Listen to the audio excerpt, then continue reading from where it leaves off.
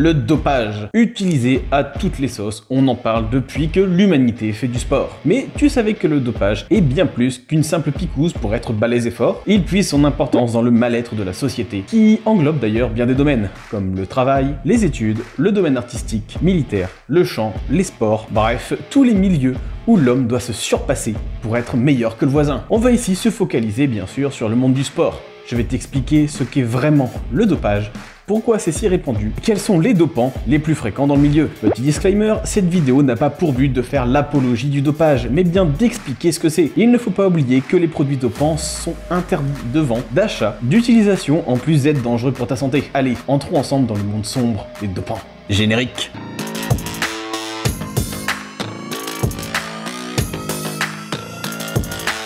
Bien qu'il concerne une multitude de domaines plus ou moins connus, on attribue généralement le dopage au monde du sport. La performance sportive passe par différents processus comme de l'abnégation, le travail, la technique et la concentration. Et les produits dopants seront à même de stimuler toutes ces capacités ou au contraire d'inhiber certaines fonctions comme le stress ou les sensations de douleur, toujours dans l'intention de se dépasser. Mais donc, c'est quoi le dopage? Généralement, on le définit comme la prise d'un produit ou l'usage d'une méthode interdite par la loi ou par la fédération du sport pratiqué qui vont modifier ou améliorer considérablement nos performances, que ce soit physique ou mentale, dans l'intention d'accomplir un exploit sportif ou de gagner une compétition en dépassant ses limites. Bien que ça porte atteinte à l'éthique sportive, le nombre de sportifs qui se dopent augmente continuellement. Il y a d'ailleurs une tendance qui ne décroît pas autour de la train-ballon auprès d'une audience toujours plus jeune sur les formats courts des réseaux sociaux. Je t'explique d'ailleurs ce qu'est la train dans une autre vidéo que tu retrouveras juste ici. En 2017, l'Agence mondiale antidopage a constaté une augmentation de 17% des cas de dopage en France, le plaçant comme le pays en deuxième position des pays qui se dopent le plus dans le monde sportif, juste derrière l'Italie. Sans surprise, le sport avec le plus de cas est le culturisme. Et on retrouve juste derrière l'athlétisme ainsi que le cyclisme. Attention quand même, prends ce classement avec des pincettes. Déjà, il s'agit uniquement des cas de dopage où les mecs se sont fait cramer. Donc faut garder en tête que les prises de sang peuvent être clean alors que la personne était chargée comme un poney depuis 8 mois, mais est clean depuis quelques semaines. Et comme la plupart des contrôles antidopage prévient l'intéressé avant de passer, ça laisse souvent le temps d'être clean. Donc ne sois pas naïf, le sport à très haut niveau est majoritairement un monde de chargés de communication, comme dirait l'ami Marvel Fitness. Le dopage dans le milieu amateur fait aussi de gros ravages et les personnes prenant des produits le montrent de plus en plus ouvertement et fièrement. Maintenant, voyons l'origine des produits dopants. Je pense que si t'es pas nouveau sur la chaîne, tu dois déjà te douter que beaucoup sont de base utilisés comme des médicaments et n'avaient clairement pas vocation de servir de produits dopants. On va prendre l'exemple du clenbuterol, qui était à la base un médoc pour cheval, ou encore des hormones de croissance, qui servent à aider le développement d'enfants qui ont un souci pour grandir. La liste des produits dopants s'agrandit d'année en année, et malheureusement, il existera toujours un produit chimique qui boostera ton métabolisme légalement un instant T avant de devenir interdit. Mais alors, pourquoi chercher à se doper? Qui a envie de prendre des cachetons d'un produit qui sert à dilater les bronches d'un cheval? Faut savoir d'abord que selon le sport que l'on pratique, on ne cherchera pas les mêmes résultats. Et qui dit objectif différent, dit produit différent. Pour le monde merveilleux, câlinou et tout doux du bodybuilding, haltérophilie, le fitness ou encore le powerlifting, on peut classer les objectifs du dopage en 4 catégories. La première catégorie, la plus évidente, c'est pour gagner de la masse le plus rapidement possible. Les amis de la masse n'hésiteront pas à prendre des produits dits anabolisants, c'est-à-dire qui stimulent le développement des cellules afin de décupler leur volume musculaire. Et désolé de décevoir ceux qui pensent que les anabolisants ne sont pas miraculeux, mais plusieurs études tentent à montrer qu'un chargé qui ne fout rien va prendre plus de masse et de force qu'un lambda qui s'entraîne en amateur dans une salle de sport, et de manière régulière. D'ailleurs, la prise de produit va aussi permettre de développer des muscles qui sont difficilement développables sans. En second, on a bien sûr tout ce qui va augmenter la motivation et l'envie de se bouger le fiac. Le mental est l'un des facteurs les plus déterminants, que ce soit pour les compétitions ou les entraînements. Il permet de dépasser ses limites, de conserver une discipline et de rester motivé. Et on va pas se mentir, quand tu vises le sommet des compétitions, les produits pour prendre vite, c'est cool. Mais si tu t'entraînes pas, tu vas rester derrière ceux qui vont prendre des produits et qui vont s'entraîner intensément. Troisième catégorie, un incontournable du bodybuilding, mais qui se popularise beaucoup chez les amateurs pour avoir un corps instagrammable, comme on dit, c'est bien sûr ceux pour perdre du lard et sécher. On va retrouver toute une gamme qui ont pour effet principal d'augmenter ton rythme cardiaque, d'augmenter ta température corporelle par divers procédés, et donc te faire cramer tous les Big Mac que tu stockes depuis des années. On a par exemple l'ephedrine, dont on a fait une vidéo il y a 2 semaines que tu pourras retrouver ici, mais aussi le grand classique, le clenbuterol. D'ailleurs, une vidéo est aussi en préparation dessus, ainsi que sur l'Ozempic, qui est très à la mode, alors si tu veux en savoir plus et ne pas les manquer, n'hésite pas à t'abonner. Toujours dans la catégorie pour sécher, on va retrouver tout ce qui est diurétique pour éliminer un max de flotte de ton corps. Alors en plus du bodybuilding, c'est aussi beaucoup utilisé dans les sports à catégorie de poids. On va retrouver les boxeurs, les combattants de MMA, etc. Et en éliminant toute la flotte, on peut descendre rapidement de 2 catégories. Enfin, en dernière catégorie, on aura les produits pour augmenter ton endurance et ta récupération. On va alors parler de produits dopants stimulants. Ils diminuent la fatigue pendant l'entraînement et même après. Et donc on aura des séances beaucoup plus intenses. En combinaison avec les produits dopants qui vont augmenter la masse et ceux qui te boostent pour te motiver à pousser, ça décuple les résultats. Le volume d'un entraînement sera encore beaucoup plus élevé grâce à ces substances, ce qui entraîne un volume plus élevé. D'ailleurs, certains produits stimulants ne sont pas considérés comme du dopage. C'est le cas de la caféine, par exemple, qui est retrouvée dans beaucoup de boosters ou de pré-workout, en fonction de comment tu l'appelles. Et il s'avère que la caféine est bonne pour la santé, jusqu'à bien sûr une certaine quantité, car après elle devient dangereuse avec des effets secondaires vraiment pas cool, comme la mort.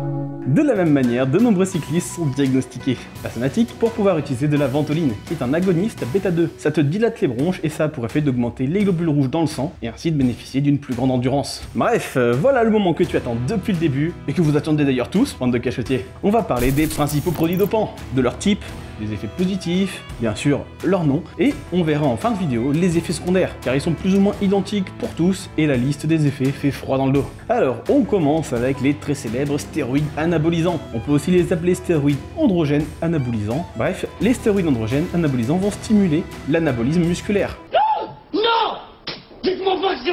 Plus précisément, ce sont des hormones stéroïdiennes liées à la testostérone qui permettent l'augmentation de la sécrétion protéique. Grosso modo, une fois consommés, les anabolisants vont augmenter la vitesse de la synthèse des protéines nécessaires à la construction du muscle pour une prise de masse plus importante et une plus grande perte de gras. Ça aura pour conséquence 2 effets majeurs, donc la construction musculaire et le développement des traits masculins, caractérisés par une mâchoire plus carrée, une pilosité accrue, une hausse de la libido, une voix plus grave, etc. Dans la catégorie des anabolisants, on va retrouver le Dianabol, le Décadurabolin, l'Anavar, le Winstrol, l'Anadrol et la fameuse Trenbolone, dont tu as sans doute déjà vu la vidéo de la chaîne. Sans transition, on enchaîne sur les hormones de croissance. On lui donne plusieurs noms, la plus courante étant GH pour Growth Hormone. Mais encore, on peut appeler ça aussi de la somatotrophine ou HGH, le premier H voulant simplement dire human. Donc la GH est une hormone que l'on sécrète naturellement grâce à notre hypophyse. C'est bien sûr l'hormone qui va te permettre de grandir, mais aussi de manière plus générale de développer tes muscles, les organes, etc. Tout comme les stéroïdes anabolisants, les hormones de croissance permettent d'augmenter ta masse en facilitant l'hypertrophie musculaire et ta perte de gras en stimulant la lipolyse. Maintenant, on va parler d'un petit nouveau considéré comme le futur du dopage, et tu vas vite comprendre pourquoi. La promesse de ces produits est alléchante. Des gains de muscles énormes, de la perte de graisse, et tout ça hyper rapidement, comme des stéroïdes, mais sans les effets indésirables. T'es pas né de la dernière pluie, toi non plus, je pense que tu t'en doutes, mais c'est totalement faux. Ça a les mêmes effets secondaires que tous les autres. Et lorsque l'on peut lire sur des sites disant que c'est une alternative légale, ils se foutent de toi. C'est légal à usage de recherche uniquement, et dans seulement quelques pays. C'est tout bonnement interdit à la vente et à la consommation chez les particuliers et chez les sportifs. On continue avec les hormones peptidiques. Elles sont naturellement synthétisées par ton corps. En soi, elles n'ont pas un impact direct, mais elles vont booster ta production de testostérone et de corticostéroïdes. Je vais pas représenter la fameuse testostérone, fallait suivre tes cours des ET au collège, mais les corticostéroïdes, eux, ont une action anti-inflammatoire, antalgique, et permettent donc de développer ton endurance. On appelle ça aussi des corticoïdes, et t'as certainement déjà entendu ça dans Dr House, car souvent, c'est prescrit en médicaments dans les hôpitaux. Pour finir, le but des hormones peptidiques via la testo et les corticoïdes, c'est tout bêtement de te rendre endurant, de mieux récupérer, d'augmenter ta force et ta prise de muscle. En avant-dernier, on va retrouver les pro-hormones.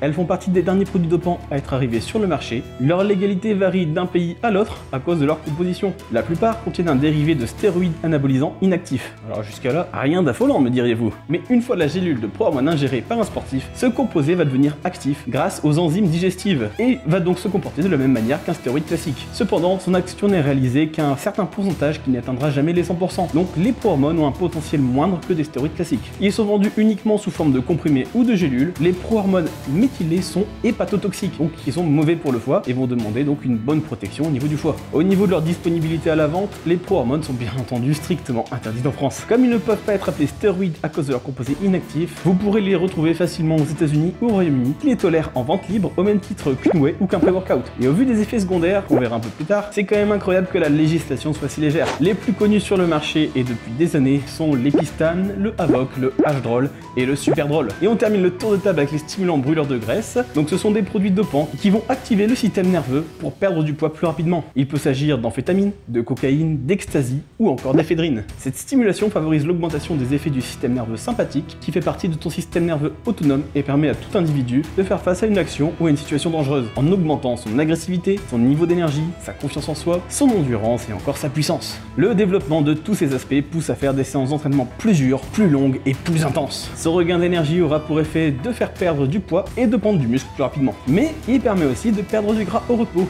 en stimulant les récepteurs de ton lard, en augmentant ta thermogénèse et ton rythme cardiaque. Donc de tous les produits dopants pour maigrir, le clenbuterol fait figure de roi. Bon, c'est pas tout, mais maintenant que le tour d'horizon des produits est fait, il serait grand temps de lâcher un pouce bleu, tu crois pas ? Maintenant que t'as régalé de ton magnifique pouce, on va passer au revers de la médaille. Comme dit un grand sage ou un homme en collant qui se prend pour une araignée, un grand pouvoir implique de grandes responsabilités. Les produits dopants sont évidemment interdits pour des raisons d'éthique sportive, mais aussi car ces produits sont extrêmement néfastes pour ta santé. Alors accroche-toi à ton slip en cuir, on va commencer doucement avec les effets secondaires purement esthétiques, mais ça va vite partir en cacahuète. Donc un effet secondaire répandu est l'apparition d'acné, souvent dans le dos et dans le cou. Ça apparaît après la prise de stéroïdes anabolisants. Attention, c'est pas parce qu'un sportif a de l'acné qui est forcément dopé, et inversement, tous les dopés n'ont pas forcément de l'acné dans le dos, dans le cou. Pas d'amalgame, comme on dit à notre époque. Ensuite, on a la famosa gynécomastie. C'est quand, en tant qu'homme, t'as les tétés qui poussent. Et quand je parle de tétés, je parle bien sûr de ta glande mammaire, et pas juste un amas graisseux. C'est souvent dû à l'œstrogène qui augmente suite à l'aromatisation de la testostérone. C'est pourquoi les chargés de presse prennent souvent des anti-œstrogènes. Mais ça ne fait pas tout le temps l'affaire. Que ce soit les stimulants ou les stéroïdes anabolisants, ça va entraîner des insomnies, un temps de sommeil plus court et ou du sommeil en tout cas moins réparateur. Ce qui est ironique quand on sait que, en tant que personne naturelle, le sommeil est une des choses principales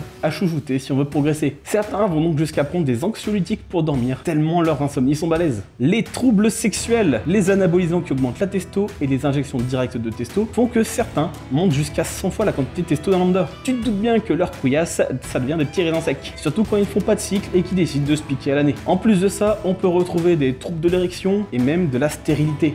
Des gros muscles, oui, mais pas au prix de nos roubignoles, voyons. La dépendance aux produits, qui est en deux parties. Il y a une partie qui est purement due au physique, qui s'améliore, et à l'état psychologique pendant le cycle. Donc quand on se trouve fort, beau, motivé, prêt à soulever des montagnes tous les jours, c'est sûr qu'on veut y rester. Et donc, hors cycle, on veut juste y retourner. Mais il y a aussi une dépendance psychologique, au même titre qu'avec le tabac, l'alcool ou n'importe quelle autre drogue. Bien sûr, un effet secondaire des plus connus, ça reste les risques cardiovasculaires. On n'oublie pas que le cœur, c'est un muscle, et il n'est pas fait pour tripler de volume ou pomper à 130 battements par minute au repos. Donc par ici les tachycardies, les arythmies, les AVC, enfin t'as capté l'idée. Comme ça n'en finit pas, on va accélérer le mouvement avec les problèmes respiratoires, de l'hypertension, une augmentation du cholestérol et des problèmes rénaux. On a aussi une énorme augmentation du taux de cancer, majoritairement due à l'AGH. Et on termine avec un système immunitaire fortement affaibli, notamment en off-cycle. Je l'avais déjà dit dans une autre vidéo, mais chacun est libre de choisir ce qu'il veut faire avec son corps et sa santé. C'est pas en chassant les sorcières que tu vas progresser. Cette vidéo avait pour but de te faire comprendre un peu le vaste monde des produits dopants et surtout de voir que les effets très dangereux et bien trop souvent mortels sont bien réels. Pour un Ronnie Coleman ou un Schwarzy, imagine un peu le nombre d'adeptes qui a mal réagi à un produit et qu'on a retrouvé inerte dans un sauna, dans sa chambre ou que sais-je. Fais bien attention à ta santé, t'en as qu'une et les raccourcis pour atteindre un physique qui ne durera pas te coûteront des années de vie qui ne reviendront pas. Sur ce, abonne-toi et à la semaine prochaine.